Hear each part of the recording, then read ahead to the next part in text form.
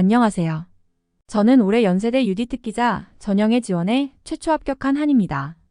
저는 1차 합격 소식을 접하고 면접학원을 알아보다가 이비학원 블로그를 접했습니다. 매년 우수한 성적을 내어왔다는 점에 학원 선생님들을 믿기로 하고 파이널 UD 영어 면접 특강을 듣게 되었습니다. 1차 발표가 나고 일주일 뒤에 바로 면접을 보러 가는 상황에 부담을 느꼈지만 학원 수업 덕분에 걱정을 크게 덜고 합격할 수 있었습니다. 수업에서 가장 좋았던 점들은 인원, 피드백, 그리고 자료라고 생각합니다. 우선 저는 학생 4명이 함께 선생님의 지도를 받은 수업을 수강했습니다. 최대 4인으로 구성된 소인수반의 장점은 선생님께서 학생 개개인에게 집중할 수 있으면서 학생들이 상호평가도 할 수 있다는 것이었습니다. 선생님의 세심한 관찰과 꼼꼼한 피드백 아래 직접 배우는 순간과 더불어 다른 학생들은 어떻게 답변하는지 듣고 제 생각과 비교해가며 자연스러운 토의 수업도 진행했습니다. 다음으로 피드백은 수업 시간 내에 피드백과 수업 이후 이루어진 자기평가로 나눌 수 있습니다. 수업 시간에 실전 연습을 할 때 선생님께서 학생 한 명당 답변할 질문을 정해주시고 교실 앞쪽에서 답변하는 시간을 가졌습니다. 그 자리에서 선생님께서 답변 내용에 대해 보완할 점이나 추가 질문을 해주셨을 뿐만 아니라 제스처나 목소리, 크기, 어조 등 비반 언어적 표현에 대한 코멘트도 해주셨습니다. 수업 전체를 녹화하여 수업이 끝난 후 집에서 본인의 발표를 다시 보며 스스로 보완할 수 있었다는 점이 특히 도움되었습니다. 저는 오전에 수업을 듣고 오후에는 집에서 수업 영상을 돌려보면서 부족한 점을 정확히 파악할 수 있었습니다.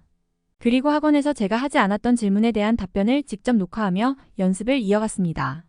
짧은 기간임에도 반복된 이런 과정이 제가 합격할 수 있었던 가장 큰 요인이었다고 생각합니다. 마지막으로 학원에서 나눠준 자료들은 수업 시간에 연습한 기출 및 예상 문제들과 수업 이후에 보라고 주신 예상 주제와 제시문들이 있었습니다. 수업 시간에 연습한 자료를 통해 제시문 분석, 출제자의 의도 파악, 답변 구조 짜기 등에 대한 노하우를 배웠습니다. 특히 도움되었던 것은 사회문제의 해결 방법을 법과 제도, 교육, 담론 및 캠페인, 그리고 기술적 혁신으로 나누어 생각해 볼 줄 알게 된 것입니다.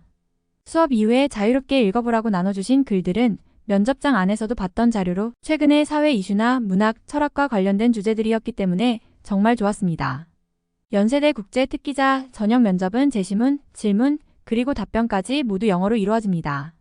올해는 코로나19 상황으로 지문 숙지 및 준비 시간은 8분, 답변 시간은 최대 5분으로 예년보다 줄었습니다. 한편 제시문과 질문의 수는 크게 달라지지는 않았고 난이도는 전체적으로 평이했다고 느꼈습니다. 첫 번째 질문은 제시문 1에 나온 내용과 본인의 기본 지식을 바탕으로 위의 관습에 대한 가설을 설명하라였습니다. 제시문 1에서는 원주민들이 아이들을 제물로 바치는 관습을 다뤘습니다. 답변에는 제시문에서 주어진 정보를 최대한 활용하고 기본 지식의 사례로 아스테카 문명에서 착하고 성실한 아이들을 신에게 제물로 바쳤던 관습을 제시했습니다. 당시 아이들의 순수함을 높이 평가했던 사람들이 이런 아이들을 제물로서 적합하다고 봤음을 설명했습니다. 질문을 처음 봤을 때 질문에서 말하는 가설이 무엇을 의미하는지 고민했습니다. 시간 관계상 오래 붙잡고 있을 수 없었기 때문에 제 답변에 대해 강한 확신을 갖지는 못했지만 내가 고민하는 만큼 다른 지원자들도 그러할 거라는 믿음을 가지라는 선생님의 말씀이 기억나 자신 있게 답변했습니다. 두 번째 질문은 제시문 2에 나온 싱어의 입장을 정리하고 이에 대해 어느 정도 동의하는지 설명하라였습니다. 먼저 제시문을 활용하여 영유아를 도덕적 고려의 대상으로 볼 필요가 없다는 싱어의 입장을 정리했습니다. 또 싱어는 최대 다수의 최대 행복을 역설한 공리주의자라는 기존 지식을 그의 입장을 설명하는 데 활용했습니다. 그런 싱어의 입장에 저는 동의하지 않는다라는 의견을 밝히고 유아의 도덕적 지위를 인정해야 하는 이유와 함께 싱어의 주장에 담긴 허점 등을 지적하며 제 생각을 뒷받침했습니다. 세 번째 질문은 두 제시문의 입장을 비교 대조하라는 것이었습니다. 수업 시간에 비교 대조 문제를 대답하는 방법을 정말 중요하게 배웠기 때문에 자신 있게 구상할 수 있었습니다.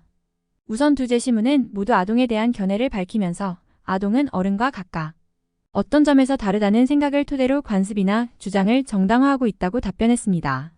한편 두 제시문의 차이점은 크게 두 가지로 보고 다음과 같이 제시했습니다. 첫 번째 기준은 아동을 어른에 비해 어떠한 존재로 보는지였습니다. 제시문 1은 아동을 어른보다 특별한 존재로 여겨서 제물로 바치는 것에 동의한 반면 제시문 2에서 싱어는 아동을 어른보다 부족한 존재로 여겨 도덕적 고려의 대상이 아니라고 설명했다고 생각했습니다. 두 번째 기준은 아동을 어떤 방법으로 희생시키는지였습니다. 제시문 1은 아동을 비인간적인 방법으로 살해하여 제물로 바치는 관습을 다룬 반면 재심은 2에서 싱어는 아동을 의사의 집도 아래 인간적인 방법으로 죽이는 것은 정당화 가능하다고 봤기 때문입니다.